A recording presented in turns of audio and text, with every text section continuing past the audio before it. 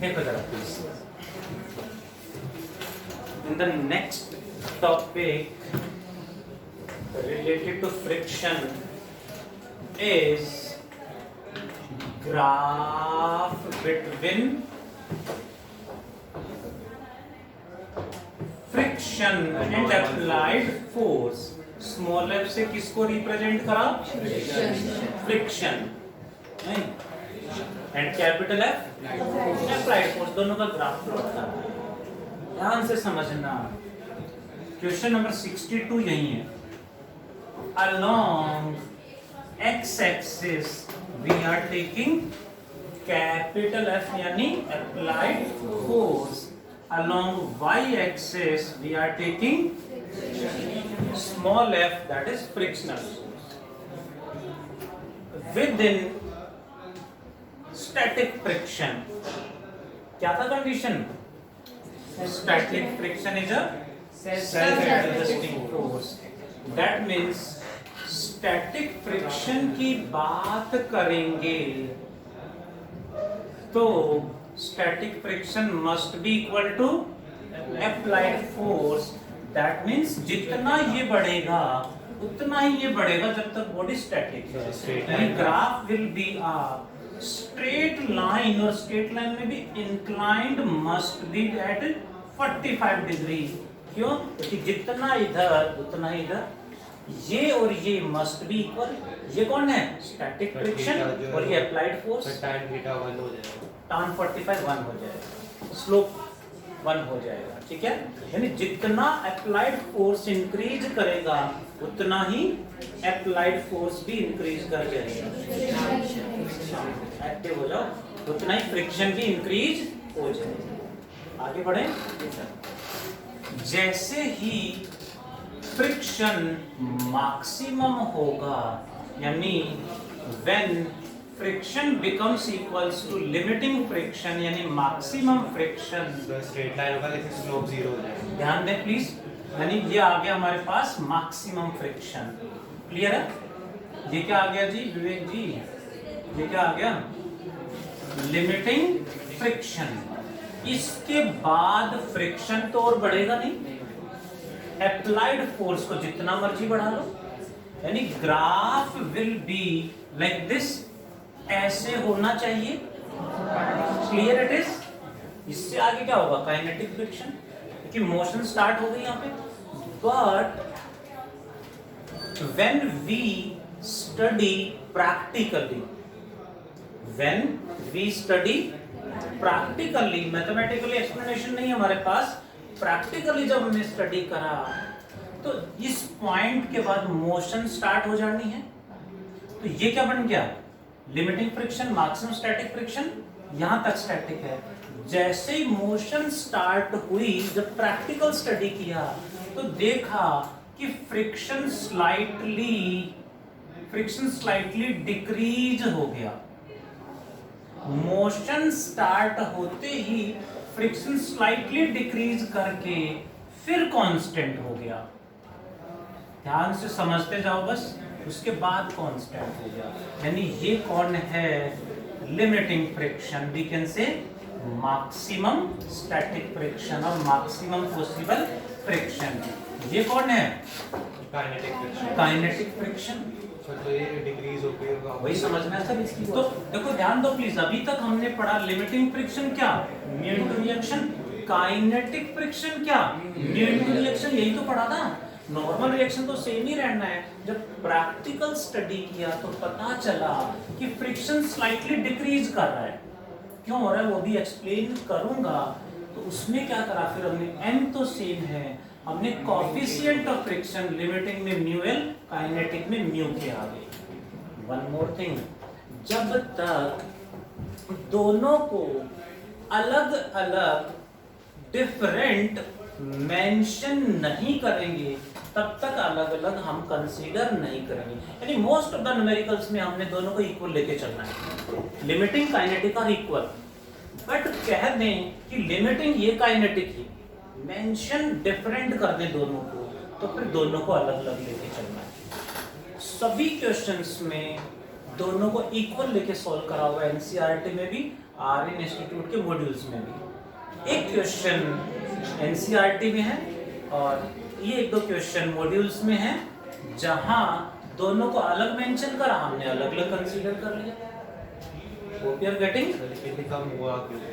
हाँ, तो क्वेश्चन है कम हुआ क्यों, वहां भी जा रहा हूं, यहाँ तक क्लियर है। ये क्या है, स्टैटिक, ये मैक्सिमम स्टैटिक यानी लिमिटिंग, ये kinetic, they are taken equal if not mentioned. Mention नहीं करेंगे तो दोनों को इक्वल लेके चलेंगे, मेंशन डिफरेंट कर दें तो डिफरेंट ले लेंगे। क्वेश्चन नंबर 62 यही है, वो एनसीईआरटी का क्वेश्चन। उसमें पहले कहा बॉडी रेस्ट में है, रेस्ट में है तो भाई स्टैटिक फ्रिक्शन लेंगे यहाँ पे mu N, mu maximum static and N. जब मोशन में है तो म्यू के लेके चलेंगे, तो दोनों के आंसर अलग आएंगे। फॉर्मूला दोनों में सेम है, बट क्वेश्चन नंबर 62 में ये अलग दे रखा है, ये अलग दे रखा है, एन सेम है, तो आंसर ऑब्वियसली अलग हो जाएंगे। करेंगे क्वेश्चन को। फिर क्वेश्चन आया कि कम हो क्यों रहा है। थ्योरेटिकल एक्सप्लेनेशन, मैथमेटिकल एक्सप्लेनेशन नहीं है। देखें जरा,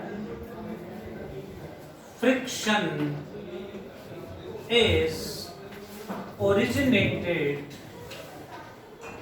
फ्रिक्शन की डेफिनेशन क्या लिखी थी, इलेक्ट्रोमैग्नेटिक फोर्स। इलेक्ट्रोमैग्नेटिक यानी चार्जेस के बीच में है, एटम्स मॉलिक्यूल्स पे जो चार्ज, इलेक्ट्रोमैग्नेटिक यानी चार्जेस के वजह से है। तो friction is originated due two charges on surfaces, that is atoms or molecules, surface पे जो atoms molecules हैं, in contact में जो atoms molecules हैं उनके बीच में। फिर भी थोड़ा सा और समझाता हूँ। ये है एक ब्लॉक, इसके ऊपर दूसरा ब्लॉक रखा हुआ, ये फिक्स है। ये जैसे ही आगे चलेगा, किससे बना हुआ है, atoms molecules से। थोड़ा सा समझाने के लिए बड़े बड़े एटम मॉलिक्यूल शो कर देता हूं, सिर्फ समझाने के लिए। इसमें भी ऐसे होंगे एटम्स मॉलिक्यूल्स लाइक दिस। जब ये रेस्ट में है तो इनके बीच में चार्जेस की वजह से अट्रैक्टिव फोर्स सेटअप हो रखा है, अट्रैक्टिव फोर्स सेटअप है, ठीक है। जैसे ही चलना स्टार्ट करेंगे, जैसे ही मोशन स्टार्ट होगी, इसका इसके साथ कांटेक्ट ब्रेक होगा और वो नेक्स्ट के कांटेक्ट में आएगा। जब तक ये यहाँ से ब्रेक होगी इसके कांटेक्ट में आएगा, तब तक और आगे चला जाएगा। उसका उसके साथ कांटेक्ट में आएगा, तब तक और आगे चला जाएगा। यानी जो दोनों के बीच में फोर्स सेटअप होने के लिए जो टाइम मिलना था कि फोर्स सेटअप हो पाए, वो टाइम नहीं मिलेगा उनको, जिससे फोर्स सेटअप नहीं हो पाया तो थोड़ा सा कम हो गया। फोर्स तो है बट कम हो गया। Should I repeat?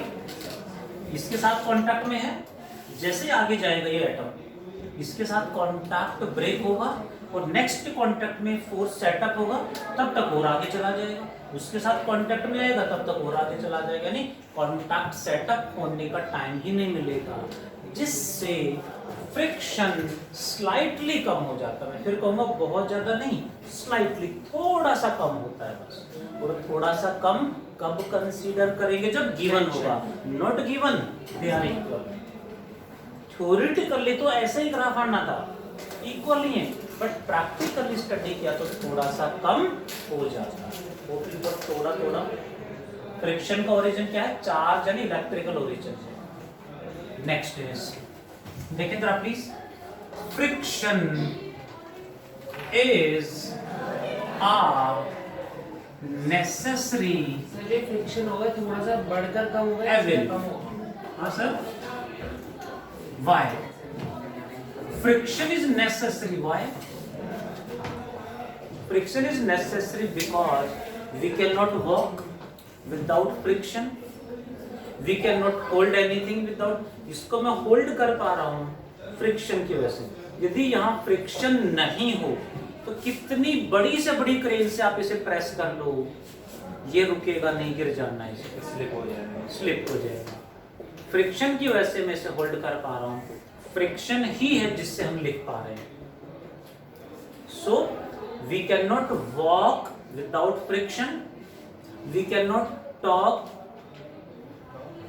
तो कर ही सकते हैं, जबान फिसली जाती है, वो स्लिप ऑफ टंग, वो अलग होता है। चलिए अटैच है ना। हाँ sir, we can not walk without friction, we can not hold anything without friction. So बहुत सारे ऐसे रीजन हैं जिनके लिए friction is necessary, friction is necessary. Clear है? बहुत सारे एग्जांपल्स हैं। Why friction is evil? Evil you know, which harm us? Evil, devil, हाँ समझ पा रहे हो? एविल क्या होता है? एविल जाइंट, बुरा जी। Why friction is evil?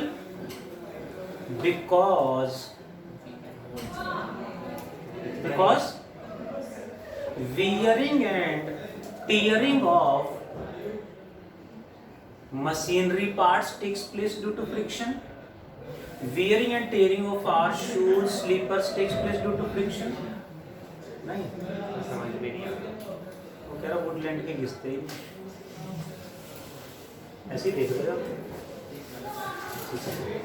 Hope you are getting. Loss of energy takes place due to friction. So friction हमें हार्म भी करता है, टायर घिस जाते हैं, मशीनरी पार्ट्स घिस जाते हैं ड्यू टू फ्रिक्शन, जिससे वो पार्ट बदलने पड़ते हैं, हमें लॉस ही तो हुआ। ठीक है, loss of energy takes place due to friction. So friction is necessary because we can not walk, we can not hold anything without friction. Why I will? Because wearing and tearing of machinery parts takes place due to friction.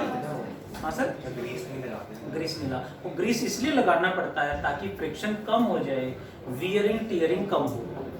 And another is loss of energy takes place due to friction. Next, methods To decrease friction. to decrease friction Sir, use of lubricants. by making the surface smooth or rough. Smooth. By making the surface smooth, friction कम होगा बढ़ेगा? कम होगा। And another is by using Lubricants. oils, grease, जैसे बताया अभी, lubricants, बहुत सारे तरीके हमने बनाए हैं फ्रिक्शन को डिक्रीज करने के। What are the methods to increase By friction? making surface rough. By making the surface rough. पक्का? By making the surface rough. And another one, by making the surface extra smooth. तो minus में ले लें। अब ये कैसे जी, समझे जरा। सरफेस को स्मूथ करेंगे तो friction will decrease, but highly smooth surface यानी एक्स्ट्रा स्मूथ कर देंगे तो फ्रिक्शन बहुत ज्यादा बढ़ जाएगा, फ्रिक्शन बहुत ज्यादा बढ़ जाएगा। पार्ट्स जो सरफेसेस इन कांटेक्ट है they stick together, this is also known as cold welding. इसे कोल्ड वेल्डिंग भी कहा जाता है। Let me take example. Take 2 ice cubes, you know ice cube, cold drink की फील आ रही है? नहीं, नींद आ रही है, सो के जबरदस्ती पिटाई करके भेजा। आइस क्यूब्स को कांटेक्ट में रख दो थोड़ी देर के लिए, you will observe they stick together, वो चिपक जाएंगे। अलग करोगे तोड़ने पड़ेंगे, अपने आप अलग नहीं होंगे। वन मोर एग्जांपल, ग्लास पान इन द विंडो, छोटे छोटे ग्लास पीस या कोई भी ग्लास का पीस, स्मूथ वाले जो ग्लास होते हैं उनको वाटर से अच्छे साफ कर ले, कोई भी 2 ग्लास पीसेस को कांटेक्ट में रख दें, आप देखेंगे कि थोड़ी देर बाद इतना स्ट्रांगली चिपक जाएंगे, अलग होंगे नहीं, काटने पड़ेंगे। तो क्यों होंगे? ये सडनली ऐसे करके तुरंत हटाएंगे तो भी काफी स्ट्रांगली उन्हें अलग करना पड़ेगा। You don't know, ever observe or not, while transporting granite, marbles, या टाइल्स जो होते हैं, मार्बल्स होते हैं, उनको जब भी एक जगह से दूसरी जगह लेके जाना है तो एवरी 2 पीसेस के बीच में एक पेपर की लेयर लगाते हैं या क्लॉथ की लेयर लगाते हैं, क्योंकि डायरेक्ट कांटेक्ट में कर दिया तो चीनी इतना स्ट्रांगली चिपक जाएंगे, काटने पड़ेंगे। देखा है ऐसा कभी? ध्यान दिया? या फिर रफ सरफेसेस को ऐसे रखा जाता है, स्मूथ सरफेस को डायरेक्ट कांटेक्ट में कभी नहीं लेके आते। घर जाके आइस क्यूब वाला एक्सपेरिमेंट जरूर करें, वेरी सिंपल इट इज, करना चाहिए हमें। तो लेकिन ऐसा होगा ऐसा यहाँ पे क्या था जी? फ्रिक्शन था। हाईली स्मूथ सरफेस पे कोल्ड वेल्डिंग ऐसा होता क्यों है? कांटेक्ट में है, थोड़ा बहुत तो कितना भी स्मूथ कर लें, थोड़ा बहुत तो ऐसे एटम की जो साइज है वो ऐसे ऐसे होगा, बट हाईली स्मूथ कर देंगे तो ये बहुत ज्यादा क्लोज कांटेक्ट में आ जाएंगे। इनका जो गैप है वो बहुत ज्यादा कम हो जाएगा, जिससे इनके बीच में फोर्स बहुत ज्यादा बढ़ जाता है। जितना स्मूथ बनाएंगे उतना क्लोज आएंगे, उतना पास में चले जाएंगे, जिससे फ्रिक्शन विल इंक्रीज। वो केमिकल बॉन्डिंग वाला जो हमने ग्राफ पढ़ा है जिससे बॉन्ड लेंथ नहीं, बॉन्डिंग होती है इसके एटम्स में, इसके एटम्स में, इसके और इसके में नहीं होगी। अट्रैक्शन होगी। हाँ, अट्रैक्शन होगी। सेम मटेरियल है तो बॉन्डिंग हो सकती है, बिल्कुल ऐसा हो सकता है। Hope you got? HW is nothing। दो दिन की छुट्टी ले लें, ये ना मॉड्यूल जैसे engage करती है। कर लो सर, सीनियर कौन बना कर रहा है। सबसे पहले आर्यन इंस्टीट्यूट का सब्जेक्टिव एंड ऑब्जेक्टिव मॉड्यूल पूरा होना चाहिए, उसके बाद करो कौन बना कर रहा है। आज का HW is 68 से लेके 90 तक न्यूमेरिकल्स। मैडम 4 दिन की छुट्टियां हैं, 4 दिन कैसे? मंडे को है ना next class, Friday, Saturday, Sunday, Monday. Friday तो सैटरडे तो है ही नहीं छुट्टी। तो क्या हो गया? Page number 71। आज इतना ही पढ़ते हैं। Thank you bye, take care. इसकी फोटो दे। हाँ, इसका फोटो ग्रुप में जरूर डाल दें।